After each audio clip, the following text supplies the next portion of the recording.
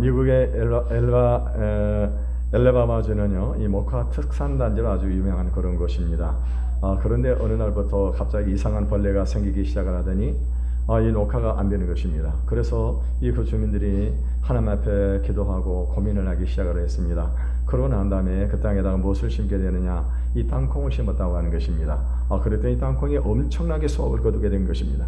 그래서요, 이 사람들이 이 감사를 하기 시작을 했습니다. 그래서 이 농장 한가운데다가 벌레 형상의 큰 상을 만들어 놓고 그 밑에다가 뭐라고 써냐면 벌레를 주신 것을 감사합니다 라고 이렇게 기록을 했다는, 우리에게 벌레를 주시고 고통을 준 것을 감사합니다. 그러고 난 다음에 이 그 형상 앞에서 예배를 드리는데, 우리 고통도 이 벌레를 주신 것 하나님께 감사합니다 라고 하는 그런 제목을 가지고 설교를 했다고 하는 그런 이야기가 있습니다. 여러분, 우리나라의 김연아 선수는 세계적으로 유명한 선수이고요. 그리고 지금도 보게 되면은 곳곳에서 이렇게 우리가 김연아 선수 얼굴이 그려진 그런 광고판을 우리가 접할 수가 있습니다. 뿐만이 아닙니다. 이 김연아 선수는 이렇게 TV라든가 보게 되면은 여러 곳에서 광고 모델로 이 활동을 하고 있는데, 사실 여러분, 김연아 선수는요, 우리 대한민국 국민들과 전 세계 사람들에게 아주 행복을 줬던 그런 유명한 사람이 되었습니다. 그런데 이 김연아 선수가 이렇게 유명한 사람이 될 수 있었던 것은 뭐냐? 바로 김연아 선수에 배에 있었던 세 사람이 있었다고 하는 것입니다. 이 사람들이 누구였었습니까? 이 사람이 바로 이 브라이언 오셔 코치, 그리고 안무를 맡았던 이 데이비드 윌슨입니다. 그리고 그의 어머니 박미 씨가 항상 그 곁에 있었다고 하는 것입니다. 이 김연아 선수가 끼를 가지고 있는데, 그럼에도 불구하고 늘 실수하고 넘어질 때도 이 오셔 코치는 어떻게 했습니까? 늘 웃어주고 그를 안아줬다고 하는 것입니다. 그리고 또 이 안무를 맡았던 이 데이비드 윌슨은요, 이렇게 늘 김연아 선수에게 웃음을 주면서, 그리고 이렇게요, 이 기쁨을 주면서 코치를 하게 되어졌었습니다. 또 김연아 선수가 전 세계 곳곳을 다니면서 이 전지 훈련을 하게 되는데 얼마나 애롭겠냐고 하는 것입니다. 그런데 그때마다 김연아 선수 곁에 누가 있었느냐? 어머니가 바로 곁에 있었다고 하는 것입니다. 그러니까 이 어머니가 바로 곁에 있었기 때문에 그곳이 바로 어디든지 그곳이 바로 고향이요, 그의 집이었다고 하는 것입니다. 그래서 이와 같은 훌륭한 이 명선수를 만들어낼 수가 있었던 것입니다. 여러분, 우리 인생에도요, 우리를 명선수로 만들어 가시는 명감독이 한 분이 계신 것을 믿으시기를 바라겠습니다. 그분이 누구십니까? 그분은 바로 하나님이시라고 하는 것입니다. 김연아 선수가 넘어지고 쓰러지더라도 그리고 위로해주고 격려해주고 항상 웃음을 주는 그런 하나님의 코치와 또 이 코치가 있고 어머니가 있었던 것처럼요, 하나님께서는 어떤 분이십니까? 우리가 넘어지고 쓰러지고 할지라도 어떻게 하세요? 우리를 다시 일으켜 주시고 우리를 위로해 주시는 것입니다. 그리고 이 김연아 선수 어머니가 늘 자기 곁에 있었던 것처럼 이 하나님께서 어떻게 하시고 우리 곁에 계셔가지고 우리와 늘 함께 계신다고 하는 것입니다. 이 오늘 본문에 모세의 실수와 실패조차도 이 기회로 삼아서 그를 지도자로 만들어 가시는 하나님의 손길을 우리에게 보여주고 있습니다. 이 모세를 이스라엘 지도자로 만든 코치는 바로 하나님이셨습니다. 그러므로 이 하나님 안에는요, 실패도 아름답다고 하는 사실입니다. 이 넘어져도 웃어주는 브라이언 모셔처럼 모세의 실수조차도 하나님의 기회를 만들어 주셨습니다. 김연아를 행복하게 춤추는 선수로 만들었던 이 데이비드 윌슨처럼요, 하나님은 모세와 우리의 지도자인 끼를 끄집어내셔가지고 항상 이 동행하시는 엄마처럼 어떻게 합니까? 엄마처럼 모세의 광야 생활에서도 늘 함께 하셨다고 하는 사실입니다. 과연 하나님은요, 모세의 명감독이 있었을 뿐만 아니라 우리 인생의 명감독이 되는 것을 믿으시기를 바라겠습니다. 오늘 본문은요, 이 고통을 당하고 있는 이스라엘 백성들과 또 열정을 가지고 그 백성을 도와주려 하다가 철저히 실패하는 모세의 모습을 보여주고 있습니다. 그리고 그런 고통 가운데 있음에도 불구하고 함께 하시는 하나님의 사랑의 손길을 우리가 지금 볼 수가 있는 것입니다. 우리가 먼저 11절의 말씀을 다 같이 읽어보겠습니다. 시작. 모세가 장성한 후에 한 번은 자기 형제들에게 나가서 그들이 고되게 노동하는 것을 보더니 어떤 애굽 사람이 한 히브리 사람 곧 자기 형제 치는 것을 본지라. 오늘 본문에 보면 이 사건이 언제 일어나게 되었는가? 모세가 장성한 후에라 이렇게 기록을 하고 있습니다. 이 장성한 후이라고 하는 것이 본문에는 정확하게 나이를 기록하고 있지 않은데, 여러분 우리가 사도행전 7장 23절에 보게 되면은 그때 모세의 나이가 40이 되었다라고 그렇게 기록을 하고 있습니다. 한 번은요, 이 모세가 40이 되었을 때 한 번은 자기 형제 동족을 보기 위해서 이 노역을 하고 있는 현장에 나가 보았었습니다. 그런데 오늘 성경에 보게 되면 뭐라고 기록이 되어 있느냐? 한 번은 자기 형제들에게 나가서 이렇게 기록이 되어 있습니다. 모세가 지금 이 노역을 하고 있는 히브리 사람들에게 가게 되는데 히브리 사람들에게 갔다라고 기록한 것이 아니고 자기 형제들에게 갔다라고 이렇게 기록을 하고 있는 것을 볼 수가 있습니다. 이것은 무엇을 말하는 것인가? 이 모세는요, 이 애굽 왕궁에서 왕자로 살아가고 있었습니다만은 그럼에도 불구하고 자기 안에는 이 자의식이 있었다고 하는 거예요. 그게 뭐예요? 나는 히브리 사람이라고 하는 것입니다. 히브리 사람이라고 하는 이 자의식을 가지고 있었습니다. 그래서 이 모세는 어떻게 합니까? 자기는 애굽 왕궁에서 호식을 하고 있지만 그럼에도 고생을 하고 있는 애굽 사람들을 한번 살펴보기 위해서 밖으로 나가게 되어졌었습니다. 그런데요, 그때요, 한 애굽이 노예 감독이 히브리 사람 자기 형제를 치는 것을 보았습니다. 이 애굽의 고고학적인 어떤 자료들을 보게 되면은요, 이 옛날 사진들을 보면 어떤 모습이, 이 애굽의 이 감독들이 긴 막대기를 들고 이렇게 서 있는 그런 모습을 볼 수가 있어요. 그건 뭡니까? 이 지금 히브리 사람들을 어떻게 합니까? 이것으로 지금 어떻게 해요? 매질을 하는 그런 모습들을 가끔 우리가 이렇게 이 고고학적인 자료들을 통해서 볼 수가 있는데, 이 애굽의 감독이 지금 히브리 사람들이 노동을 하고 있는 현장에서 조금이라도 게으름을 부린다거나 그렇게 되면은요, 그만두지를 않았다고 하는 것입니다. 이 아주 사정없이 여지없이 이렇게 이 지금 애국 감독이 히브리 사람 치는 것을 보았습니다. 여러분, 그때요, 이 잘못하는 것도 아닌데 매를 맞고 있는 현장을 보고 모세는요, 참을 수가 없는 분노를 느꼈습니다. 12절을 읽어보겠습니다. 시작. 좌우를 살펴 사람이 없음을 보고 그 애굽 사람을 쳐 죽여 모래 속에 감추니라. 모세는요, 이 애굽 감독이 사는 이렇게 히브리 사람들을 때리고 그러고 난 다음에 히브리 사람들은 고역을 하고 땀을 흘리고 있는데 자기는 한가하게 호젓한 곳에서 그늘에서 쉬고 있는 그런 모습을 봤던 것 같습니다. 그래서 모세가 어떻게 합니까? 이 사람 한 사람은 제거하게 되면은 우리 히브리 동족들이 고통을 덜 당하게 될 것이다 라고 생각을 한 것입니다. 그래가지고 어떻게 했을까요? 이사야 홍수간 곳에 이 데리고 가지고 그곳에서 쳐 죽여가지고 그리고 땅 속에 묻어버렸습니다. 이제 완전 범죄는 모든 것이 끝나는 줄로 생각을 했다고 하는 것입니다. 그러고 난 다음에 이튿날 다시 그 현장을 찾아왔습니다. 13절에서 14절로 읽어보겠습니다. 시작. 이튿날 다시 나가니 두 히브리 사람이 서로 싸우는지라 그 잘못한 사람에게 이르되 내가 어찌하여 동포를 치느냐 하며 그가 이르되 누가 너를 우리를 다스리는 자와 재판관으로 삼았느냐 내가 애굽 사람을 죽인 것처럼 나도 죽이려느냐 모세가 두려워 이르되 일이 탈로 되었도다. 이 히브리 자기 동족들이 이 고생을 하고 있는 노역의 현장에 가서 보았더니 같은 히브리 사람들 두 사람이 싸우는데 잘못한 사람이 자기의 잘못을 인정하지 않고 자기가 가지고 있는 힘을 믿고는 그 사람을 때리는 것입니다. 이것을 보고는 부당하다는 생각이 들어가지고 이 모세가 어떻게 했습니까? 모세가 그 사람에게 말을 하게 되는 것입니다. 어찌하여 같은 동족끼리 싸우느냐, 어떻게 동족을 치느냐라고 그렇게 얘기를 했습니다. 충고를 했습니다. 그랬더니 이 사람이 어떻게 말을 하게 됩니까? 그 충고를 받아들이지 않는 것입니다. 그러면서 하는 말이 무엇입니까? 어저께는 애국 감독을 쳐서 죽이더니 오늘은 나를 쳐 죽이려고 그러냐고, 나 죽이라고 하고 그러고 덤벼드는 겁니다.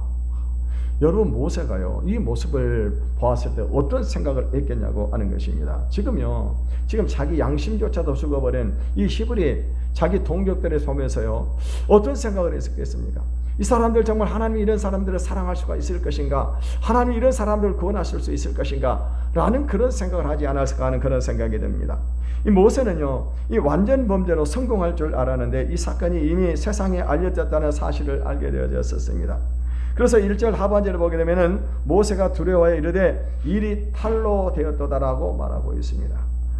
이 사건은요, 당시의 신문 기사에 일면 탑 기사로 아주 당시에 신문이 없었습니다만은 아무튼 탑 기사로 이 실려가지고 일파만파로 퍼져나가기 시작을 했고 결국에서는 어떤 일이 벌어지게 되었습니까? 애국 왕궁에서도 이것이 알려지게 돼서 발칵 뒤집어지는 그런 일이 벌어지고 말았다고 하는 것입니다. 그런데 이 출애굽기 기자는 이 사건을 아주 간단하게 기록을 하고 있습니다. 15절을 읽어보겠습니다. 시작. 바로가 이 일을 듣고 모세를 죽이고자 하여 찾는지라. 모세가 바로의 낯을 피하여 미디안 땅에 머물며 하루는 우물 곁에 앉았더라. 지금 이 히브리서 기자는요, 이 사건에 대해서 자초지종을 설명하게 하는데, 이 출애굽 기자는 거기다가 관심을 갖는 것이 아니라 작은 사건 하나로 말미암아서 모세가 왕궁을 떠나가지고 미디안 광야로 가게 되었다라고 그렇게 지금 이 기록을 하고 있는 것을 볼 수가 있습니다. 여러분, 당시에요, 왕족 한 사람이 이 백성 한 사람 죽이는 것은 큰 문제가 되지를 않았었습니다. 그런데요, 지금요, 이 모세가 지금요, 모세는 누구입니까? 애굽의 지금 왕자인 것입니다. 그런데 왕자가 지금 애굽 감독 하나 죽였는데 이것이 지금요, 큰 문제가 되고 말았다고 하는 것입니다. 이것이 왜 이렇게 문제가 됐을까요? 그거는요, 지금 이 왕궁에서는 정치적인 엄청난 그런 파워 게임이 지금 일어나고 있었다고 하는 것입니다. 지금 이 바로 왕이 죽고 난 다음에 차기 왕이 누가 될 것인가, 이런 어떤 그런 굉장한 어떤 그런 이 관심이 있었다고 하는 것입니다. 그러니까 이 정치적으로 지금 자기들 나름대로 어떤 자기들이 세우고자 하는 그런 후계자들이 있었을 거라고 하는 것입니다. 그래서 이 모세를 반대하는 그런 사람들은 어떻게 했을까요? 이 모세를 반대하는 사람은 절대적으로 모세를 이 왕위에 앉히려고 하지를 않았을 거라고 하는 것입니다. 그러던 차에 모세에게서 어떤 일이 벌어지고 말았습니까? 히브리 사람인 모세가 애굽의 감독 하나를 쳐 죽인 것이 큰 문제가 되었다고 하는 것입니다. 여러분, 그렇다면은요, 이 사건을 누가 이렇게 확대하게끔 만들었냐고 하는 거예요. 누가 이 사건을 이렇게 지금요, 이 사건을 가지고 악화를 시켰냐고 하는 것입니다. 그건 바로 하나님이셨다고 하는 것입니다. 여러분요, 지금 이 모세의 실패 사건을 통해서 하나님은 모세를 광야로 지금 몰아내고 있는 것입니다. 여러분, 이 서양 사람들은 광야를 벌어진 땅이라고 그래가지고 데저트랜드라고 그렇게 말을 하게 되는 것입니다. 데저트랜드 하시면 데저트는 사막을 말하는 것입니다. 그런데요, 성경은요, 이 고집스럽게도 사막을 무엇라고 말하고 있습니까? 이 고집스럽게도 젖과 꿀이 흐르는 땅이라고 그렇게 성경은 이렇게 말을 하고 있어요. 사막이 어떻게 젖과 꿀이 흐르는 땅이 될 수 있겠냐고 하는 것입니다. 그런데 그 이유가 뭐냐? 바로 이 광야에서 수많은 선지자들, 수많은 수도자들이 어떻게 했습니까? 하나님을 만나는 그런 역사들이 일어났다고 하는 것입니다. 그리고 그곳에서, 광야에서 하나님의 음성을 들었다고 하는 것입니다. 이 광야에서 통일왕국의 지도자인 다윗 왕이 탄생을 하게 되고 모세가 그곳에서 하나님을 만나게 되게 되는 것입니다. 뿐만 아니라 이 광야에서 이스라엘 백성들이 탄생을 하게 되어졌다고 하는 것입니다. 그렇다면은요, 이 광야는 저주의 땅이 아니라 바로 축복의 땅이라고 하는 것을 우리가 알 수가 있는 것입니다. 여러분, 우리는 인생에 실패하고 그래서 때로는 광야같이 벌어진 것 같은 그런 고통과 아픔을 경험할 때가 있습니다. 그런데요, 하나님의 계획 안에서는 그곳은 바로 훈련의 장소요, 축복의 장소라고 하는 것을 우리가 알아야 될 것입니다. 그러므로 인생의 광야에서 더욱 하나님을 가까이 하면서 하나님을 찾는 시간이 되어야 한다고 하는 것입니다. 모세가 미디안 광야로 도망을 간 것은요, 분명히 바로의 정적들을 피하기 위해서였었습니다. 그런데 성경은 이것이 하나님의 섭리였고 하나님 모세의 믿음의 결과였다라고 성경은 그렇게 기록을 하고 있습니다. 하나님께서 모세를 지금요 다듬고 훈련시키기 위해서였다고 성경은 말씀을 하고 있는 것입니다. 그래서 하나님 안에서는 실패도 위대한 기회가 된다는 사실인 것입니다. 여러분, 하나님 안에 있으면 고통도 기회요, 실패도 아름다운 열매를 맺는다는 것을 기억을 하시기를 바라겠습니다. 모세는요 120년을 살았습니다. 그래서 40년은 애굽 왕궁에서 살았습니다. 그리고 40년은 어디서 살았습니까? 이 광야에서 살았습니다. 그리고 이후에 40년 어디서 살았습니까? 바로 이스라엘 백성들과 함께 살았었습니다. 그래서 여러분, 이 D.L. 무디는요 그의 설교에서 이렇게 얘기를 했습니다. 처음 왕궁에서 40년 기간은 I am somebody 기간이라고 이렇게 말씀을 하고 있습니다. 무슨 말입니까? 이 모세는 그때 40년 애국의 왕궁에 있을 때는 그에게는 지식이 있었고 권력이 있었습니다. 힘이 있었습니다. 무엇인가 알 수 있는 것이 그에게 있었다고 하는 것입니다. 근데 그때는 얼마 쓰임 받지도 못했습니다. 또 이후에 광야의 40년은 어떤 생활을 했습니까? I am nobody 기간이었다고 하는 것입니다. 그는요 아무것도 할 수가 없었습니다. 아무것도. 그는요 철저하게 실패 인생을 걸어가고 있었다고 하는 것입니다. 그런데 나머지 40년 동안은 어떤 기간이었습니까? God is bodies. 그러니까 하나님과의 친구의 관계를 맺고 살아가는 그런 기간이었다고 하는 것입니다. 그래서 나머지 광야 훈련을 마치고 난 다음에 그리고 난 다음에 이스라엘 지도자로서 하나님과 동행하면서 그런 행복한 그런 삶을 살아가는 그런 기간이었다고 말씀을 하고 있습니다. 여러분, 이 하나님의 믿음 안에는 우리가요, 이 하나님 안에는 실패도 아름다운 시간이고 이 믿음의 기회라는 것을 기억하시기를 바라겠습니다. 오늘 이 본문의 사건을 신약은 어떻게 해석을 하고 있고, 그리고 또 많은 믿음의 사람들은 이 사건을 어떻게 기억을 하고 있을까요? 우리 히브리서 11장 24절에서 26절을 읽어보겠습니다. 시작. 믿음으로 모세는 장성하여 바로의 공주의 아들이라 칭함받기를 거절하고 도리어 하나님의 백성과 함께 고난받기를 잠시 제약의 낙을 누리는 것보다 더 좋아하고 그리스도를 위하여 받은 수모를 애굽의 모든 보화보다 더 큰 재물로 여겼으니 이는 상 주신 이심을 바라봄이라. 다시 위로 올려놓으셨어요. 네. 오늘 여러분 24절에 보게 되면은요, 아주 중요한 단어가 나오게 되는데 24절 끝에 보게 되면 거절하고 라고 하는 이 단어가 나오고 있습니다. 모세는요, 무엇을 거절을 했을까요? 본문에 보면 믿음으로 모세는 장성하여 바로의 공주의 아들의 칭함받기를 거절을 했다라고 그렇게 기록을 하고 있습니다. 또 25절에 보면은 쾌락을 거절을 했습니다. 도리어 하나님의 백성과 함께 고난받기를 잠시 제약의 낙을 누리는 것보다 더 좋아하고 이렇게 기록을 하고 있습니다.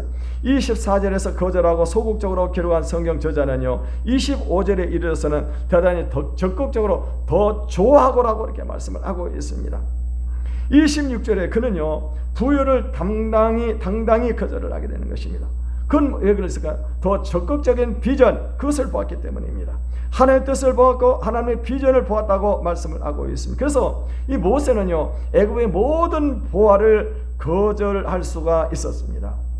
우리는요, 노력을 하고 애써도 보물과 보화를 얻기가 어려운데 모세는 가만히 앉아 있어도 어떻게 합니까? 그 모든 보화를 누릴 수 있는 그 위치에서 그것을 거절을 했다고 하는 것입니다. 그는요, 하나님이 원하는 바가 무엇인가를 생각을 했습니다. 하나님이 내게 기대하는 삶이 도대체 무엇인가를 모세는 생각을 했다고 하는 것입니다. 마지막 시대의 선지자로서 그는 어떤 삶을 살아가야 될 것인가, 이것을 생각을 했는지도 모르겠습니다. 그렇다면요, 우리는요, 하나님의 나라를 위해서 무엇을 거절을 했는가? 다시 말하면 내가 하나님의 뜻을 이루기 위해서 내가 무엇을 희생을 했는가를 우리가 생각을 해봐야 될 것입니다. 저는요, 죄종으로 부름을 받으면서요, 저는 이 세상의 즐거움이라든가 세상의 어떤 그런 기쁨을 버릴 수가 없었습니다. 그래서 저는 적당하게 타협을 하면서 신앙생활을 하려고 했습니다. 다른 분들이 죄종들이나 오실 기도하는 분들이 죄종이라고 그러면 아닙니다. 나는 장로가 되겠습니다. 장로가 되어 적당하게 이 신앙생활하며 돈도 벌고 세상도 즐기면서 살겠습니다라고 그렇게 생각을 했었습니다. 여러분 생각해 보세요. 이상 구원을 받을 수 있다고 한다면은 그렇게 고통을 당하면서 모든 것을 버리면서 희생하면서 살 필요가 뭐가 있겠습니까? 그럼에도 불구하고 제가요, 여러분 이 부를 버리고 좋은 직장을 버리고 이 길을 갈 수 있었던 것은 뭐냐? 그것은 하나님께서 저에게 주신 그 비전이 있었어요. 믿음이 있었습니다. 믿음을 저에게 주셨습니다. 그 비전을 바라볼 수가 있었다고 하는 것입니다. 여러분, 우리가 이 세상은요, 잠깐입니다. 이 잠시 잠깐인데요, 이 이후에는 어떤 삶이 있을까요? 우리가 이 잠시 잠깐 살아가는 이 세상에서 무엇을 위해서 우리 인생을 바쳤는가? 무엇을 위해서 우리 인생을 희생했는가에 따라서 영원한 저 천국에 들어가게 되면 영원한 이 복락이, 우리가 상급과 복락이 있는 것을 믿으시기를 바라겠습니다. 그런데 이 세상에 살면서 아무것도 버린 것이 없고 아무것도 희생하지 않은 그런 사람들에게는 왜요? 상급이 없습니다. 그런 사람들은요, 주님 앞에 섰을 때요, 부끄러움을 당하게 되고 결국에는 심판을 받고 저 영원한 지옥에 들어갈 수밖에 없는 것입니다. 왜 그럴까요? 하나님께서는요, 우리를 구원하시기 위해서 그분의 하나밖에 없는 그 아들을 하나님께서는 희생을 하셨어요. 희생을 하셨습니다.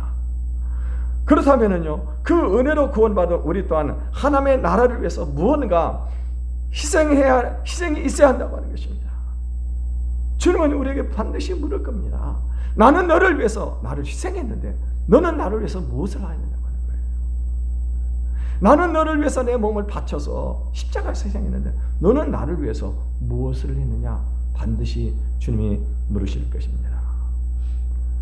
이 모세의 이야기가 히브리 해석처럼요, 여기서 끝난다면 얼마나 근사했겠습니까? 그런데요, 이 믿음의 길에도 실패는 있을 수 있습니다.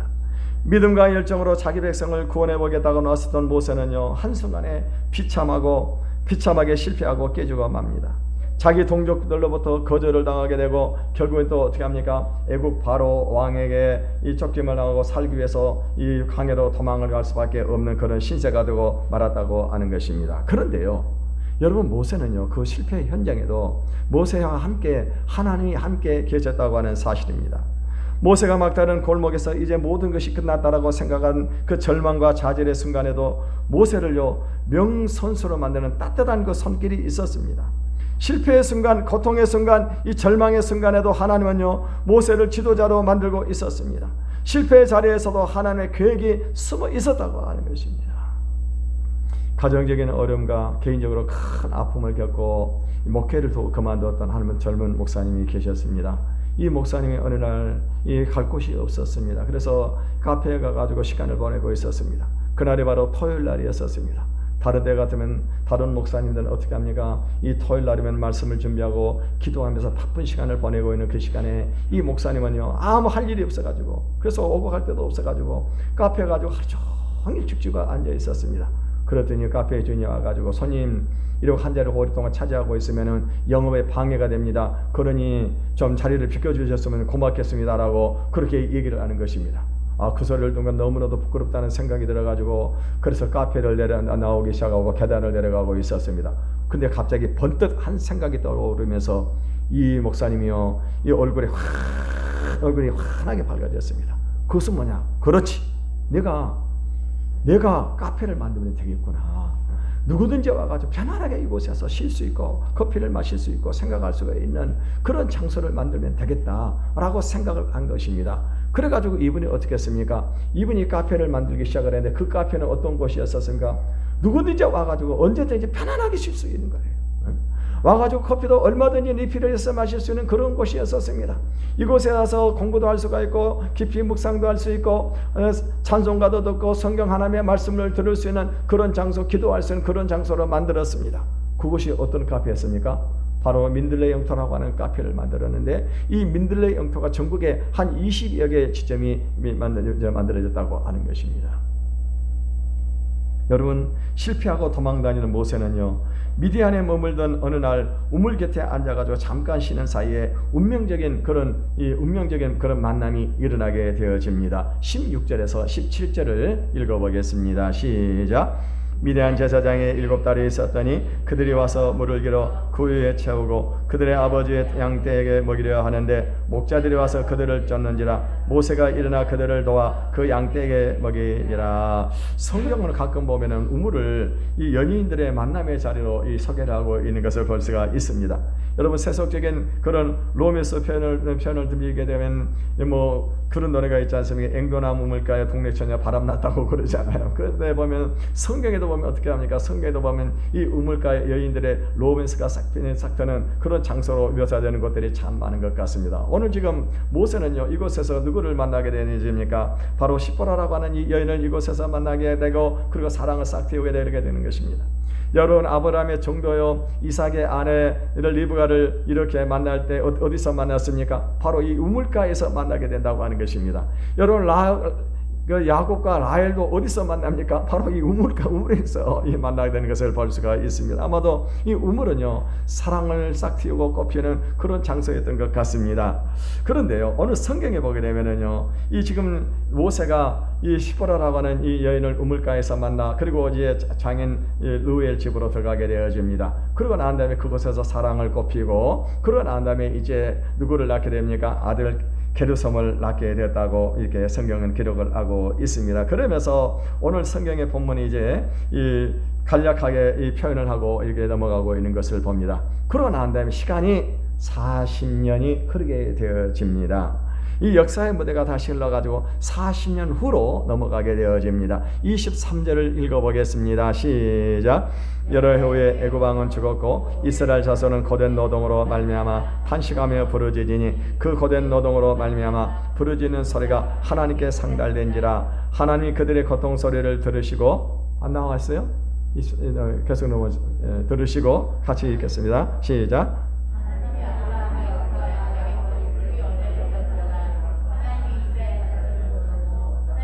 그들을 기억하셨더라. 이제 드디어 40년이라고 하는 세월이 흐르고 와라섰습니다. 그런데 이제 이 애굽의 바로 왕은 죽었습니다. 그럼에도 불구하고요, 지금 이 히브리 민족, 다시 말하는 이스라엘 백성들에 대한 이런 이 고통은 더욱더 가중이 되고 있었습니다. 더 고된 노역을 시키고 있었습니다. 그러니까는요, 지금 이 사람들이 어떻게 합니까? 하나님 앞에 오늘 성경에 보게 되면은요, 이 고된 노동으로 말미암아 부르짖었다고 했습니다. 부르짖었더니 그 소리가 하나님 앞에 상달이 되어가지고, 그래서 하나님께서 어떻게 하십니까? 그들을 기억을 하시고 그들의 고통에서 그들을 건져주고 있는 모습을 볼 수가 있습니다. 여러분요, 이 세상에서 가장 향기로운 향수는 발칸 산맥에서 나오는 장미에서 나온다고 하는 것입니다. 그런데 이 발칸 산맥에서 나온 장미를 언제 이 장미꽃을 거두게 되느냐? 그거는요, 가장 캄캄하고 가장 춥고 가장 어두운 시간에 이 장미의 향기가 가장 많이 발산이 된다고 하는 거예요. 그때 그 장미를 걷어낸 그 수확을 하게 된다고 하는 것입니다.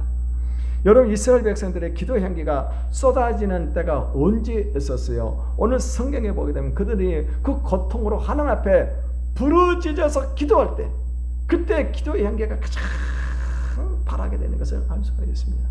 그 고통 가운데 부르짖을 때 어떻게 합니까? 그 하나님께서는 그 기도의 향기를 맡으신 거예요. 기도의 향기를 맡으신 것입니다. 그러면 여러분, 우리 믿음의 사람들에게 이 고통이 나쁜 것이 결코 아니라고 하는 것입니다. 우리가 하나님 안에 있을 때 이 고통도 어떻게 합니까? 아름다운 열매를 맺게 하십니다. 고통도 새로운 역사의 기회가 되고 실패도 실수도 아름다운 결과를 만들어낸다고 하는 것입니다. 중요한 것은 뭐냐? 이 고통의 때 하나님 앞에서 간절히 부르짖을 때 이 기도가 향기가 돼서 하나님 그 향기를 맡으시게 된다고 하는 것입니다. 미국의 한센병 재활원 원장으로 일했던 폴 브랜드라고 하는 박사가 있습니다. 이분이 한 번은 나병을 치료하기 위해서 인도를 가가지고, 그래서 그곳에서 치료를 하고, 그리고 영국으로 와가지고, 그래서 여기저기 다니면서 나병 환자들을 돌보게 되어졌었습니다. 오랜 시간 동안 기차 여행을 하고, 그리고 호텔에 돌아와가지고 이제 몸을 씻고, 그리고 발을 만져보았습니다. 근데 갑자기 발에서 전혀 감각이 없는 것입니다. 갑자기 뜨끔한 생각이 드는 거예요. 혹시 내가 나병 환자? 이런 생각이 딱 드는 것입니다. 그래서 순간적으로 바늘을 찾았습니다. 바늘을 찾아가지고, 그리고 거기 발을 찔러보았습니다. 그런데 아무 감각이 없는 것입니다. 또 찔러보았습니다. 피는 나는데 감각이 없는 것입니다. 내가 이 나병 환자에 걸린 것이 아닌가? 그렇다면 나는 이제는요, 내가 사랑하는 가족들을 떠나서 홀로 외로운 곳에서 쓸쓸하게 인생을 보내는 것이 아닌가? 어떻게 나에게 이런 일이 있을 수 있는가? 그러면서요, 이 사람이 하나님 앞에 간절히 부르짖어서 기도를 했어요. 하나님, 어떻게 나에게 이런 일이 있을 수가 있습니까? 이런 일이 있을 수 있습니까? 그러면서 하나님 앞에 간절히 부르짖어서 울면서 기도하다가 잠이 들었습니다. 잠이 깨면 또 일어나가지고, 그리고 또 울면서 기도하고, 그리고 부르짖었습니다. 그의 손에는 여전히 지금 이 바늘이 그대로 자기 손에 들려 있었습니다. 그러면서 다시 한번 이 바늘을 가지고 복숭아씨 밑에다 한번 콕 찔러봤습니다. 그 순간은 너무너무 아픈 거예요. 너무너무 아픔이 왔었습니다. 아팠습니다. 왜 그랬을까요? 사실은 그 발이 오랫동안 기차 여행을 하면서 이렇게 감각이 무뎌져 버린 것입니다. 그래가지고 몰랐던 것인데, 자기는요, 이것이 지금요, 자기가 나병 환자에 걸린 것으로 이렇게 생각을 했던 것입니다. 그래서 이분은 그때 하나님 앞에 기도를 해서, 하나님, 나에게 고통을 주신 것을 감사합니다. 고통을 주신 것을. 나는 앞으로도 내 인생에 어떤 고통이 온다 할지라도 그 고통 속에서도 감사하면서 삶을 살아가겠습니다라고 그렇게 고백을 했다고 하는 것입니다. 앤더스 샤코의 단편 독약에 보게 되면은요, 제2차 세계대전 당시에 이 생체 실험을 했던 로데라고 하는 의사의 이야기가 나오게 되어집니다. 이 로데라고 하는 이 의사는요, 이 제2차 세계대전 당시에 포로를 잡아가지고, 그리고 이 살아있는 포로의 배를 갈라가지고 그 배 안에 있는 간이라든가 하파를 잘라내봤습니다. 그럼 어떤 현상이 일어나는지 그것을 관찰을 하기 위해서 살아있는 포로들 배를 갈라가지고 그 간도 잘라내고 하파도 갈라냈었습니다. 그러는 동안에 그는 어떤 생각은 양심의 가책을 느끼기 시작을 했었습니다. 그런데요, 100명, 1000명 이렇게 많은 사람들을 죽이고, 그리고 하는 동안에 어떻게 합니까? 양심의 감각이 무뎌져 버리게 된 것입니다. 결국에는 이 사람이 이 미친 사람이 되어버렸습니다. 그러면서 이 골목 저 골목을 뛰어다니면서 내게 고통을 되돌려 달라고, 나의 양심의 통증을 되돌려 달라고 그렇게 부르짖는 그런 장면이 나옵니다. 여러분, 우리 인간의 고통은요, 하나님이 지금 만지시는 그 손길이라고 하는 것입니다. 여러분은 지금 어떤 고통 가운데 있습니까? 누구에게 얘기할 수 없는 아픔과 고통과 위로를 느끼며 눈물을 닦고 있지는 않습니까? 여러분이 만약에 그 고통으로 말미암아 하나님 앞에 부르짖을 수 있다고 한다면은, 만약에 그 부르짖음으로 인해서 여러분의 하나님이 여러분에게 찾아올 수 있다고 한다면은요, 그 고통은 반드시 축복이 되는 것을 믿으시기를 바라겠습니다. 그래서 여러분, 우리 고통이라고 하는 것은요, 결코 우리에게 이 불행을 가져오는 것이 아닌 것입니다. 우리가 이 고통을 대하는 자세가 중요하다고 하는 거예요. 이 고통 가운데 있을 때 우리가 어떻게 되냐고 하는 것입니다. 여러분, 분명히 우리가 그리스도 예수 안에 저와 여러분에게는요, 분명히 하나님 놀라운 계획을 가지시고 우리에게 인생의 고난을 주시고 고통을 주시는 것입니다. 이때 우리는요, 더욱 하나님을 가까이 하시기를 바라겠습니다. 고통 가운데 있을 때 하나님의 뜻을 찾으시기를 바라겠습니다. 그래서 축복의 주인공이 되시기를 주님의 이름으로 축원을 드리겠습니다. 이 시간에 우리 한번 찬양을 부르고 함께 기도하는 시간을 갖겠습니다.